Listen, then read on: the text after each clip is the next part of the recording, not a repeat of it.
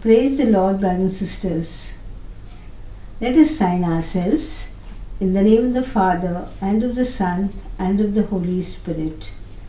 Let us invite our Mother Mary to be with us during this praise and worship by reciting the Hail Mary.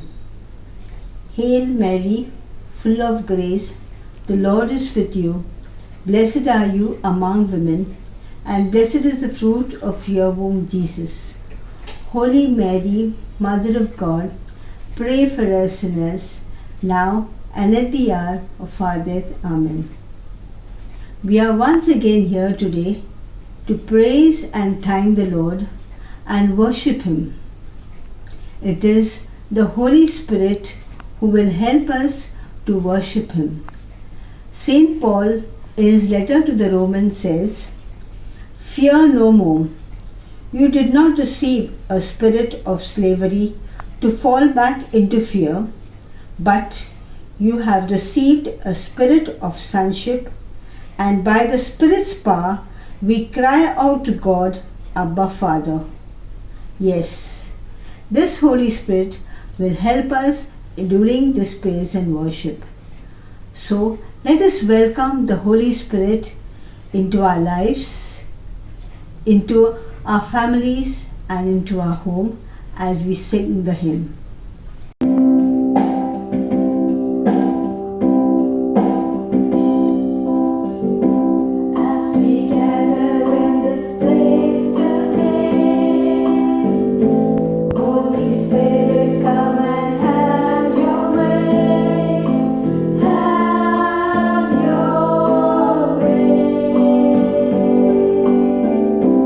As we lay aside our own desires,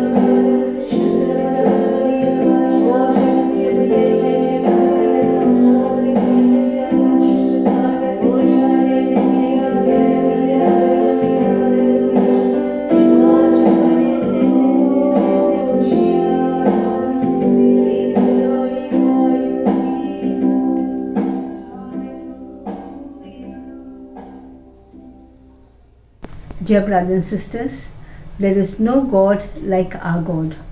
Our God is great and mighty. He is capable of doing anything, and hence it is our duty to praise our God for His greatness. So let us shout and sing, I want to praise you, Lord, for whatever you are.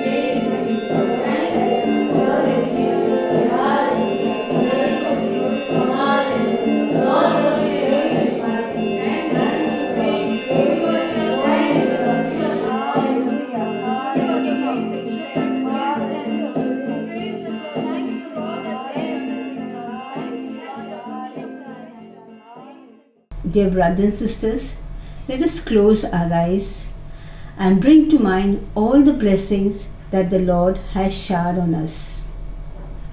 He has protected us, He has guided us, and He has kept us safe during this pandemic. Let us thank Him for all that He has given us, and let us also thank Him for the blessings that we cannot see by taking the hymn, I come before you today. And that's one thing I want to say, thank you, Lord.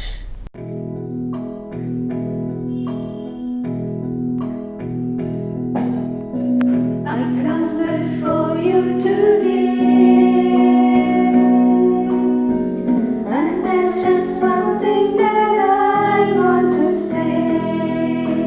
Thank you, Lord. Thank you, Lord, for all you've given to me. For all the blessings that I cannot see. Thank you, Lord. Thank you, Lord. With a grateful heart, with a song of praise, with an outstretched arm, I will bless your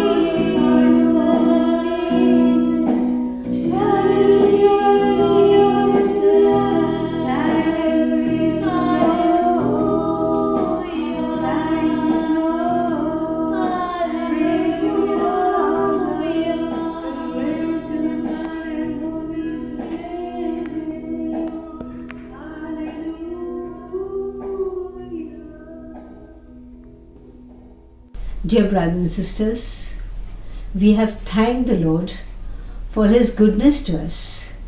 Now, let us surrender our lives to Him, our families, our possessions, our jobs, whatever we have, let us put it at the feet of Jesus and tell our Lord, what a wonder you are.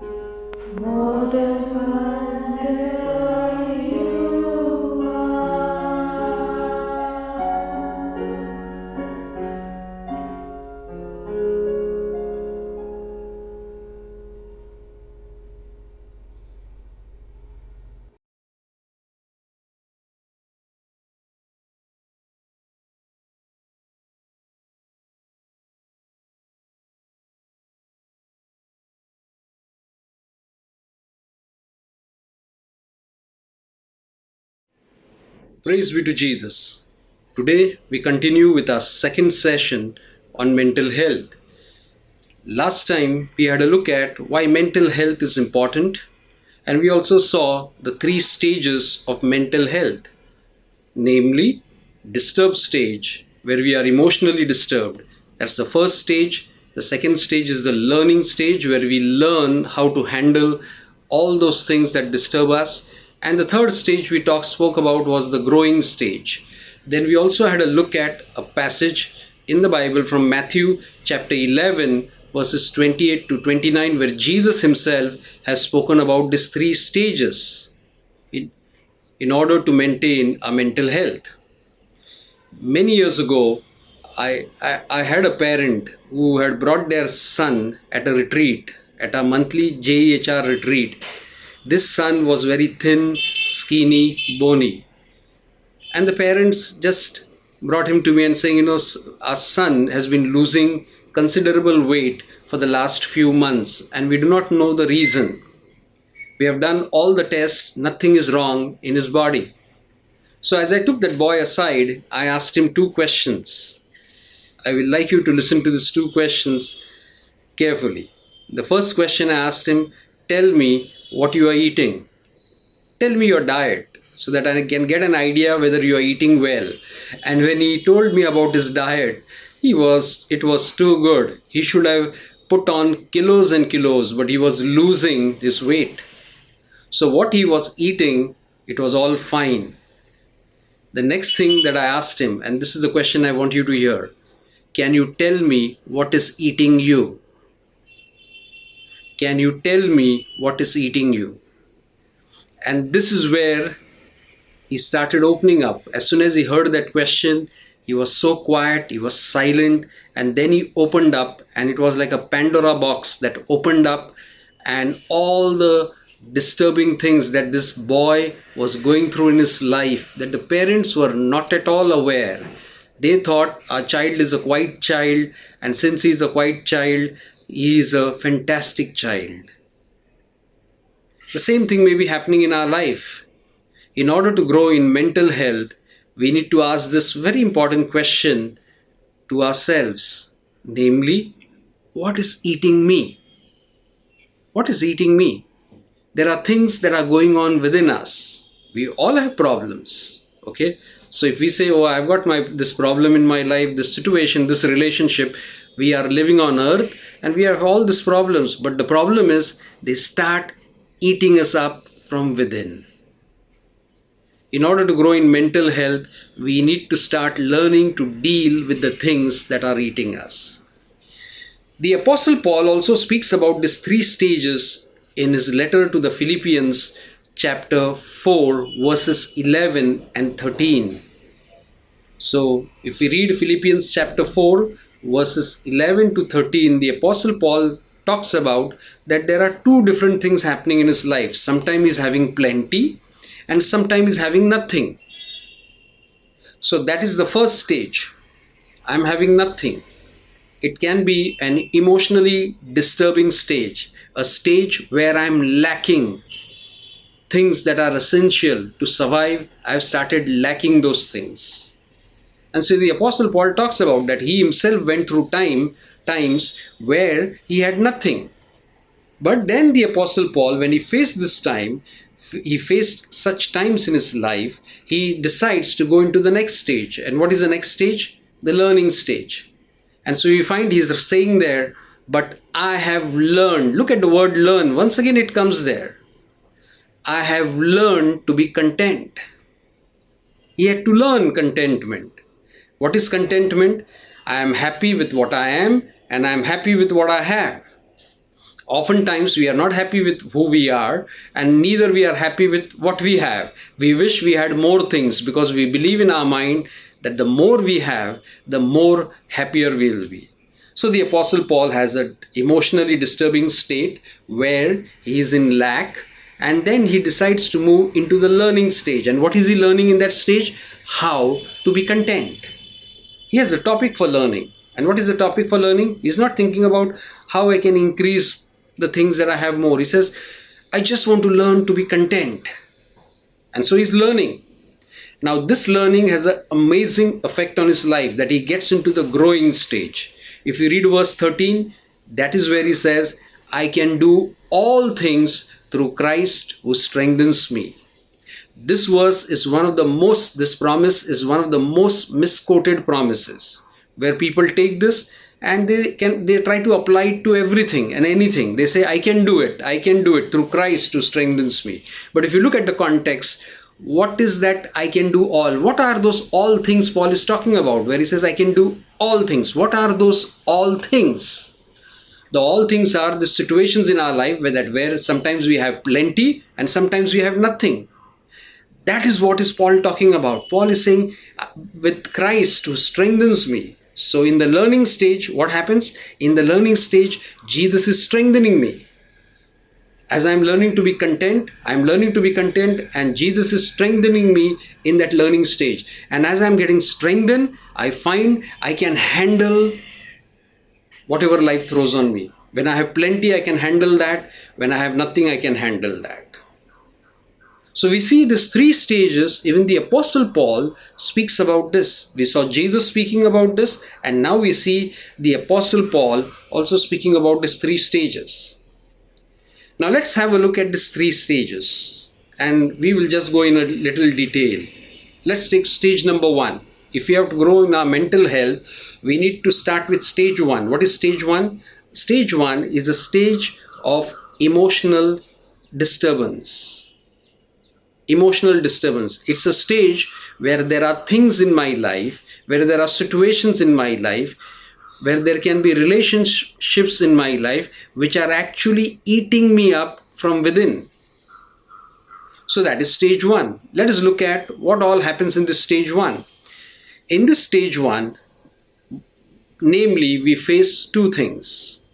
And this is what the Apostle Paul, once again in his letter to the Philippians, chapter 1, verse 12 onwards, speaks about the 2 problems all of us will have in our life. What are those 2 problems we will have? The first problem, difficult situation. Second problem, difficult people. All our problems can be put into these 2 categories. Either we have a difficult situation in our life, or we are going through a difficult situation in our life, or either we are facing difficult people in our life. The Apostle Paul speaks there. He first speaks about the difficult situation that he is going through in his life. What is the difficult situation he is going through in his life? He is in prison. He is in prison. For what? No crime. For preaching the gospel. For doing the right thing. He is having the wrong result. He is in prison. He is having a difficult situation in his life. The second thing the Apostle Paul talks about, he says, I am in prison and there are people outside and there are some preachers outside who are preaching against me.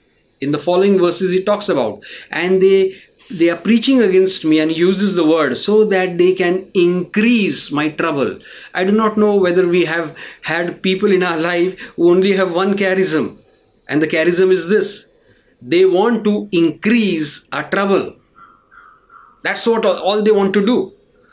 And sometimes these people can be in our own homes. They are just increasing our trouble, or in the office we work, increasing our trouble.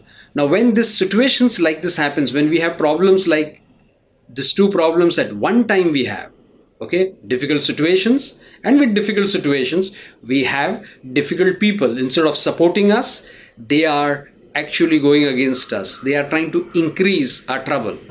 So what happens? When we face this, we get into a state of emotional disturbance. We are emotionally disturbed. And once we get emotionally disturbed, this is what can happen. We get frustrated, we get irritated, we get anxious, we become fearful, we become angry, resentful, we get disappointed, or sometimes we go through guilt, or sometimes we are experiencing bitterness against these people. We experience negative emotions in our hearts when we go through difficult situations and when we face difficult people in our life. Now, all of us get into this stage. All of us get into this stage. That's not the problem. Then what's the problem? The problem is we choose to remain in that state. And one of the things we do to remain in that state is this: oh, let's pray to the Lord to change these difficult people. Let's pray to the Lord to, get us out of prison. The Apostle Paul also prayed for that, and he told the Philippians in the following verses, please pray for me. But what did God answer? What was God's answer for the Paul? The critics never changed. They kept on speaking against the Apostle Paul. If we read all the other letters, we'll come to know that.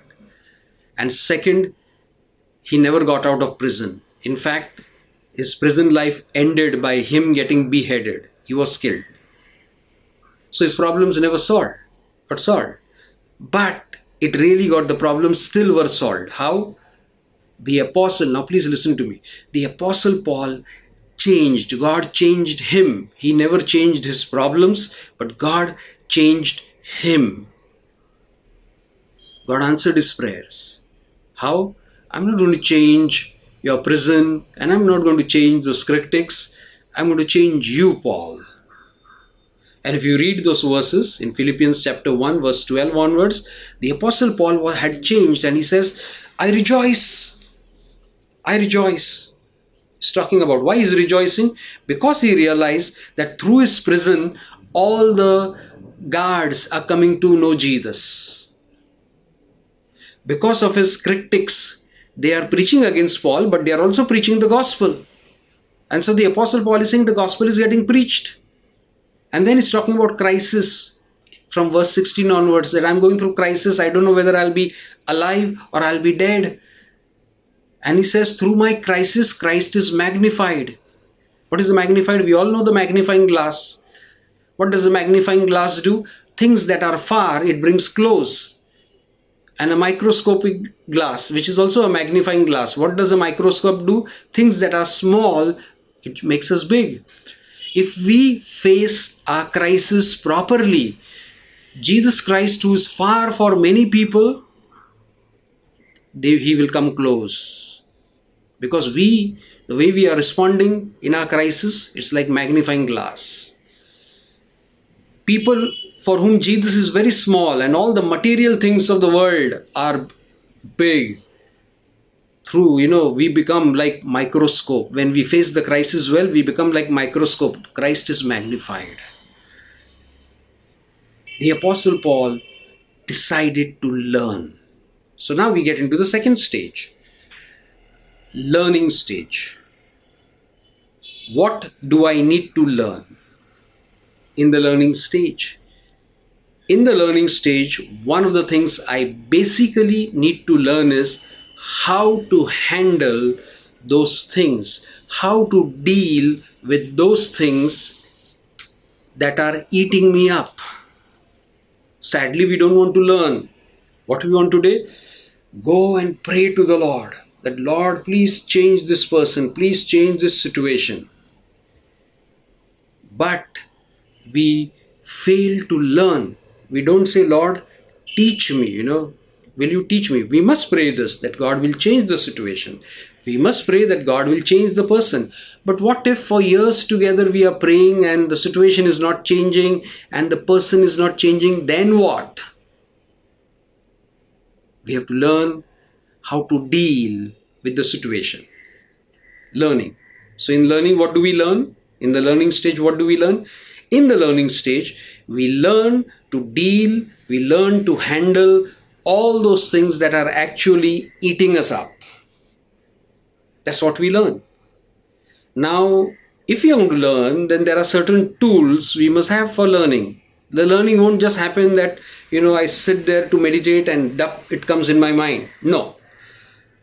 It will come through, God will use various tools to help us to learn. What are the tools God will use which will help us to learn? Number one, He will use godly people who can counsel us. And what we should go for counseling? We should go to counseling only for one reason. The reason is this: can I know how to deal with this situation in my life? Sadly, we don't go for counseling for that. I've seen people, sometimes they come to me for counseling and they will say something like this: can you pray and find out when this problem will get over? Can you pray and find out why we are going through this? What is the block? What is the barrier? And I feel sometimes, God just wants them to do a simple thing. Learn how to deal with it. Learn how to handle it. Learn how to live with it. But we don't want learning. We just don't want to learn. We are like our children who are going to school, but they don't want to learn. They want to attend the lectures, but they don't want to learn after attending the lectures. In the same way, we attend the prayer meetings. We go, online retreats are going on. We go and attend that. And when we are attending the retreat and when we are attending our prayer meetings and all the programs that are going online, we feel so nice. We feel like saying, all glory be to the Father and to the Son and to the Holy Spirit. But we are not learning. Then what happens? Then, as it was in the beginning, I am the same. No change. Few days I'll feel nice. After that, again, I'll be back to square one. These things happened with me in my initial years in the renewal, and I was wondering what's wrong with God. And the Lord just put it in my heart: you are not learning. You have to learn how to deal with these situations. So if you want to learn, first of all, we must be aware the tools God will use. God will use godly people. God will use your prayer meeting teachings that are going on in the prayer meeting. These teachings are for you to learn. Now today we are bombarded with so many talks, so many sessions. I was having a chat with one of the leader where I'm going to give for weeks together, for almost 6-7 weeks, I'm going to speak in that prayer group. And as the sessions they had taken, I was going to tell them, these sessions are going to change the lives of people of your prayer group, but it will not change also. He says, how? He says, we can hear all this, but we are applying nothing. We are just hearing, we are not applying it. We can't change till we don't apply.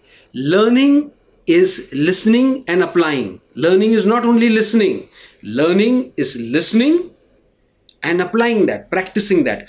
Today, the number one reason why many of us are not doing spiritually well is not because our prayer group is not giving us good teachings.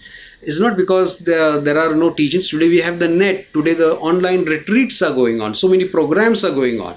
In spite of that, we are not growing spiritually. We are getting overfed. Why? We are just hearing and hearing and hearing, and we are not learning how to apply.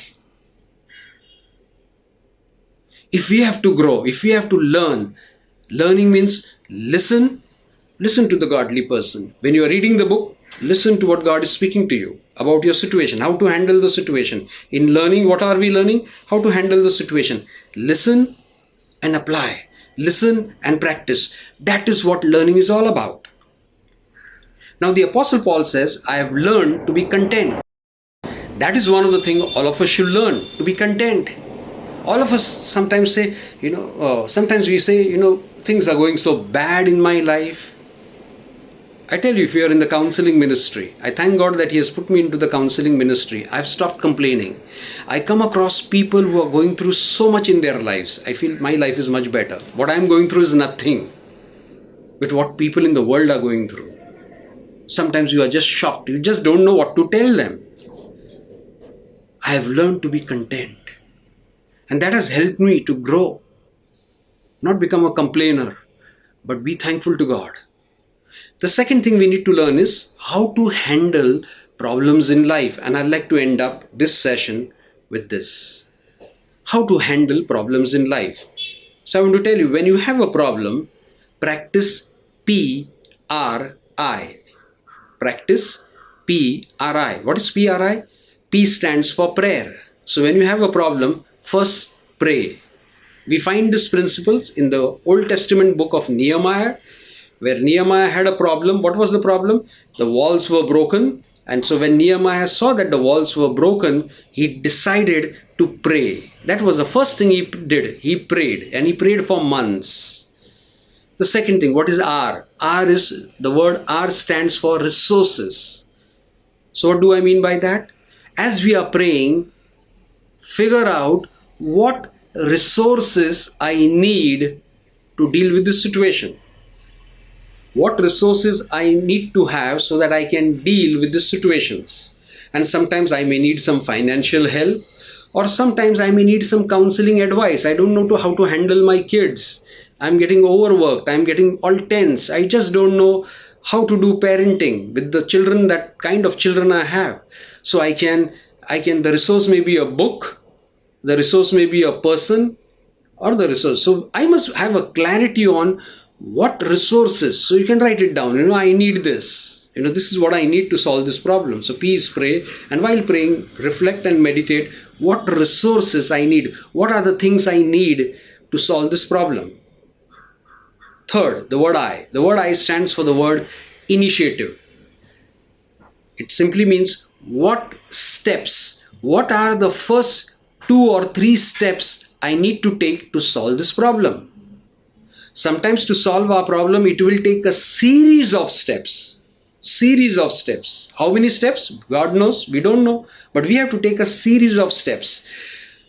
But we will not know all the steps. We need to know what are the first 2-3 steps I need to take, or what is the next step I must take to solve this problem. We will look into this a little more next time. I hope to see all of you next time for the last closing session on mental health. So as we close, let me give you some questions for reflection. My first question that I started with, what is eating you? Is there something in your life that is eating you? And if it is eating you, become aware of it. My second question, what do you need to learn? What do you need to learn so that you are able to handle what is eating you? And as you do that, practice PRI. Pray, find out the resources, and know what initiatives you need to take. God bless you.